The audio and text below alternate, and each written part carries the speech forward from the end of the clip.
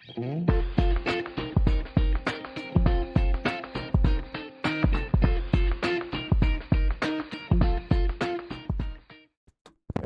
welcome back to the Livingston Parish News Weekly Show, a podcast brought to you by the Livingston Parish News. This is Group Therapy. It's a fun little show where all of us get together and we talk about everything that's going on in Livingston Parish. I'm going to let these two gentlemen introduce themselves, and we're going to start on the viewers' left. Whoa, shaking it up here. This is Rob DeArmond. I'm a sports editor at the Livingston Parish News here. And this is David Gray, news writer with the Livingston Parish News. And we're going to start with, well, first, going to mix it up again. We're going to start with Rob. Oh, wow. Let's go stuff. ahead and let's wrap up the powerlifting season, because it's a winter sport. It goes a little later than most, but we do have some of the final state results and that kind of thing. And I do believe Reagan Bosco has signed a scholarship. Yes, William Jewell. She signed on Friday. So she comes off another state championship for her, and she's able to sign a scholarship, which is something that it's turned into I don't want to say a regular thing, but it kind of has for Denim Springs High. They come in, if I remember right, and I was looking for this on the website, but it's we didn't go last week, so I'm a little bit behind. So if I remember right, the girls finished 4th and the boys finished 6th, if I remember right. And this is Denim, correct? That's for Denim, correct.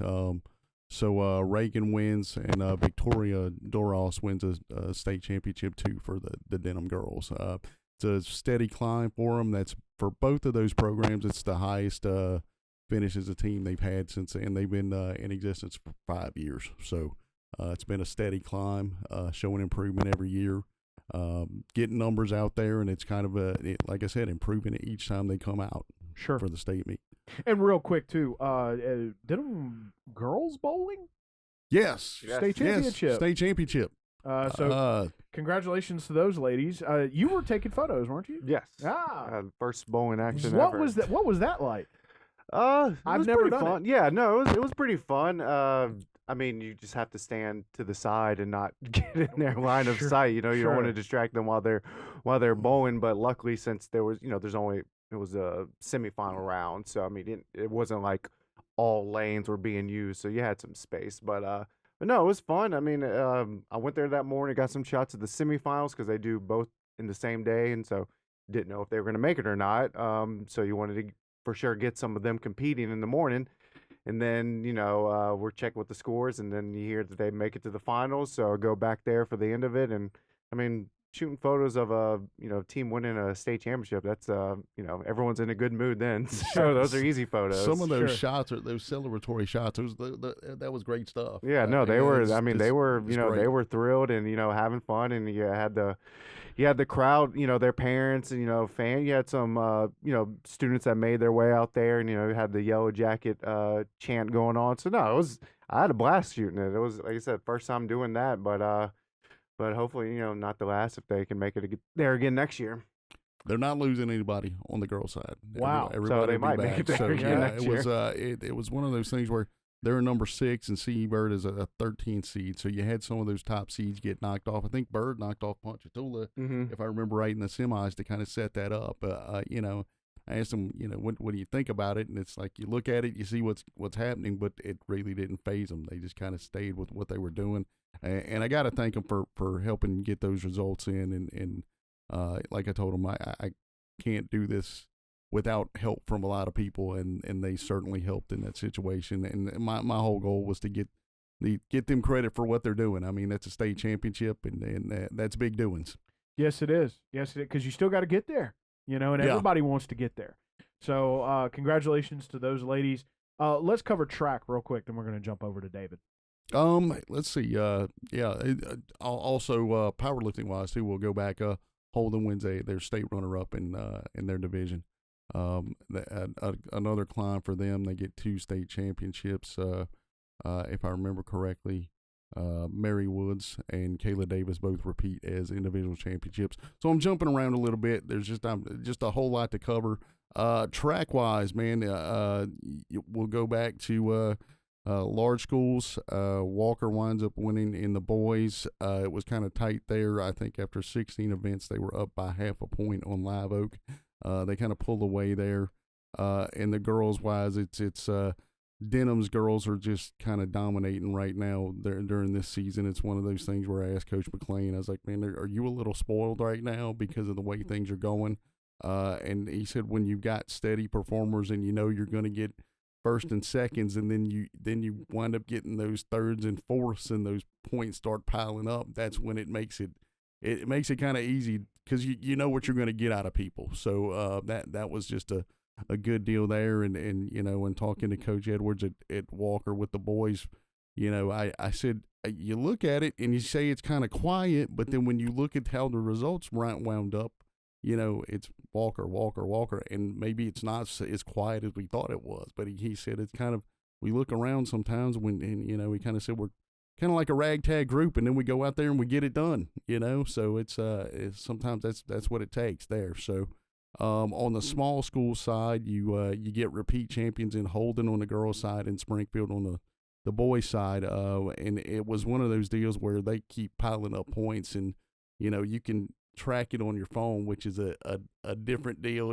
Maybe you used to have to go to the wall and look on the wall, but you're sitting there looking on your phone, and a couple of times the kids would go over when you're talking to the coaches, is like, what are we looking like? And you would show them, and they were so far ahead, and you'd say, you guys are in good shape, this is what we're looking like, just to give an idea what's happening. But for Holden, when I talked to them, it was the group now that are seniors, they start as an 8th grade program. So that's just something they've been trying to build, and it's progressively gotten better for them.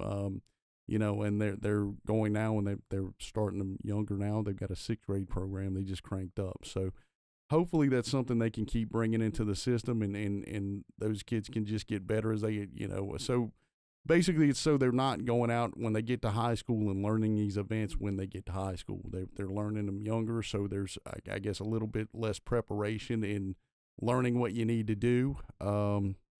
Then on the Springfield side, they kind of did the same thing, just kind of ran away with it. A lot of times they'll pull away on the track, but they said in talking to Coach Reeves, Storm Reeves, he just kind of said the thing that really helped them was the field events this year, where they were really, he said, normally we kind of go in and we kind of, okay, whatever we can get in field is good stuff. And this year they went in and they were, first, seconds, thirds, and really racking up the points there. So by the time they got to the track, that lead was already built up. Sure. So that's the interesting thing about track. I mean, we were talking about team sports, and that's a team sport. Everybody can contribute. Every point counts. We've seen it happen many a time. So we'll be back with you to talk a little baseball, softball in just a second. David, we're going to jump over to you. We got 2 pieces of Denim news, but I want to start with the Parish. Haven't seen something like this recently, but Parish President Leighton Ricks pulled out the red pen and has vetoed an ordinance that was going to expand servitudes and right-of-ways along state highways. We actually did a podcast. You were sitting in on it. With Mr. Tracy Girlinghouse. That's going to be coming out on Wednesday. So some of you might already know about this if you watched the podcast yesterday. But give us sort of a real brief overview of that. Yeah, so this was voted on during the council's March 24th meeting, passed by an 8-1 vote, and basically the ultimate goal was to make it easier and more cost efficient to widen, state highways and federal highways. Tracy Gerlenhouse, who was one of the proponents of it, used Highway 190 as an example, and basically there's already setbacks in Livingston Parish. This would have just expanded those setbacks to which setbacks you're not allowed to build permanent structures within those setbacks, to make it easier for whenever roads that are those state highways to be able to be expanded. So that was sort of the thought behind it. Councilman Gary Talbert, he cast the lone dissenting vote, and he, was pretty much obviously against it because he cast the no vote, but his point of view was that it limits what property owners can do with their property while also not giving them the compensation for that property. And basically that's what Parish President Leighton Ricks in his veto, that's pretty much what he said, that it limits what people are allowed to do with their own property. So, and that's why he felt the need to veto it. So yeah, that's the first time I've ever seen, I've only been covering the council for about a year now, but that's the first time I've seen a veto. Yeah. But it doesn't usually happen. I mean, a lot of times they'll discuss it in ordinance committee or at the meeting before that happens. But maybe this was one that they thought they had, but then it hit his desk and he just changed his mind. Yeah. So either way, the veto pen has been struck. There, as Mr. Girlinghouse said, they're probably going to let that go for right now. Getting into the Denim location, want to talk about two things. First and foremost, a proposed apartment complex that would have gone, I guess that really would be next to Home Depot, not behind Home Depot. They needed a rezone for it to happen. Yes. It didn't get through planning and zoning, and then the city council followed suit 5-0 yes. to decline it. So tell us a little bit about that. Kind of turned into a saga. Yeah, I covered the planning and zoning meeting. You had a packed house for that, and the city council meeting with this on the agenda was even more packed. I mean, there was, I didn't count how many people were in there, but it was standing room only, and cleared out right after the vote was cast on this. So I'll show you what those people were there for. But basically, they were trying the landowners and the developers that they were going to sign a contract with needed a rezoning of a 15-acre plot of land that was zoned commercial. They needed to be zoned residential in order to build a 170-unit apartment complex, right there off of Rushing Road. And it's, a heavily trafficked area already, and that's sort of what the people who live around that area were going there to, voice their opposition for, was because that area is already so heavily congested. They claim that can't handle 170 families. If you have 2 cars per family, I mean, that's hundreds more traveling that road every day, and traffic's already bad. And, not to mention utilities and that sort of thing. So the council, for their own reasons, ultimately voted no. Some of them, said that they couldn't vote for it just because their constituents didn't want it. That was reason enough for them. One brought up an interesting point that it's zoned commercial for a reason. So if they just changed it, I mean, what's the point of zoning to begin with? So that was, like I said, they each had their own reasons, but those people who packed that meeting left pretty happy. There was some applause after that. Now the landowner said, because it is zoned commercial, that it'll likely be a hotel or motel. That's what the offers that they've received in the past, but they never wanted it to be a hotel or motel because there's already I believe 6 or 7 hotels, motels on that street. So that's what they never wanted, but they did say that it's unrealistic to expect that to be vacant forever. Right now, it's just basically wooded area, green space, but they said that that's not going to stay like that forever. Don't know if that was just threats or, that's what they really foresee happening. But, to them, or, their point was it was a vote between apartments or a hotel. And, since it didn't get apartments, it might be a hotel coming there in the future. Sure. So we'll see what comes in front of planning and zoning in the future. Speaking of sagas, the other thing before we go back to Rob, the massage parlor saga, it appears has finally come to an end. The city council will be having a public hearing on a new proposed ordinance that would govern. Oh, that's done. That's done. Yes. So it really has come to an end. Yes. So and tell us a little bit about how that saga came to its finality. Yeah. So they in that same meeting, a couple items after the rezoning request, they put forth this proposed ordinance, and it came about. There was an undercover operation that the Denim Police Department conducted a few weeks ago, and they found that there were 3 massage parlors in the city that were offering sexual services at their establishments, and those have since closed. But the city wanted to get ahead to make sure that something like that couldn't happen again. So they wanted to get out there and get an ordinance in place that would prohibit that, and now they have that in place. There's certain stipulations, and they worked with the Louisiana Board of Massage Therapy on this ordinance. They worked with, I believe at least one local massage establishment business, and that was a key thing they don't like to be referred to as massage parlors, but as massage establishments or businesses. So they worked with them to draft this ordinance. They looked at different ordinances across the country that have had success. I know there was one in California that the city attorney looked at a lot, that said they've had real success in getting this sort of illegal activity out of their jurisdiction. So basically, yeah, I mean, you can't advertise sexual services. You have to have a list of the services that you do offer. They have to keep detailed accounts of every service that that is performed, and the pricing of those services. They can't do massages between the hours of 10 p.m. and 7 a.m. Just sort of just little housekeeping things like that. And I mean, some of them seem common sense, but they didn't have an ordinance tailored towards massage businesses. So they wanted, the point was to get something on the books, so that whenever these issues come up again, they have the legal right to stop that immediately. So lots of That was a fun meeting. That was the longest meeting, I think, of my life. It was a 3-hour-long meeting. Well, you missed out It was on awful. some parish council doozies, but yeah, it's lots of sagas going on in Denim, but it does look like both of those, at least for the time being, have come to a halt. Going back over to Rob, you were out at kind of interesting little 4-5A slugfest between Walker and Live Oak. Walker pulls it out. Live Oak strands a couple at the end. Walker looking pretty strong this year.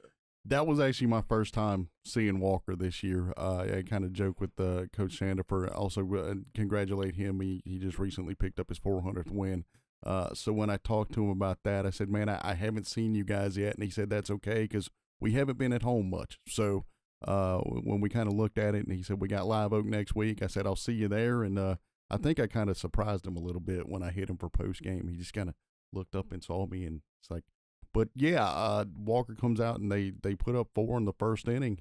Just middle part of the lineup really did a good job at the plate. He said that's kind of been they're starting to kind of come around, get a little more comfortable with what's going on. He's got a few new starters in those spots, and it's starting to come together for him. And you got Caleb Webb, who's the co-MVP from the baseball all parish baseball team from last year. I think he gave up 4 hits in 6 innings for him. Just kind of they get the lead and they kind of just hold on there. And it's for Live Oak, it was they had runners in some scoring spots, just couldn't get. It was just the opposite for them. Just couldn't get that big hit to kind of push that run over. So they've actually started district play 0-3. But I was talking to Coach Craig Castello, the pitching coach, and he said, what we're stressing to the guys is kind of not where we are now. We've still got a couple more weeks, and we want to be playing better going into the playoffs. So we're not necessarily a panic button thing for them right now. They've still got a little more time to go. Sure, but it is April. We're getting into that time. Yes, crunch time.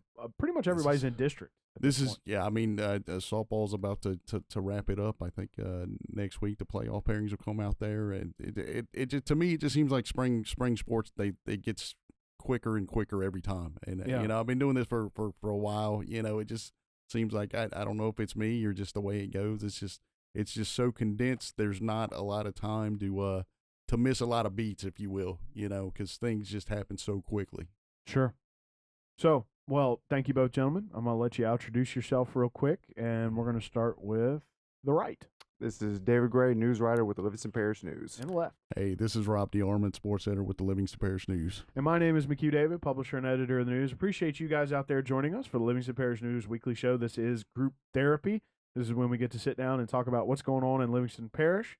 Please remember the news is on Facebook, Twitter, LinkedIn, Instagram, and YouTube. We are once a week in print on Thursdays at $7 a month to get that in your mailbox.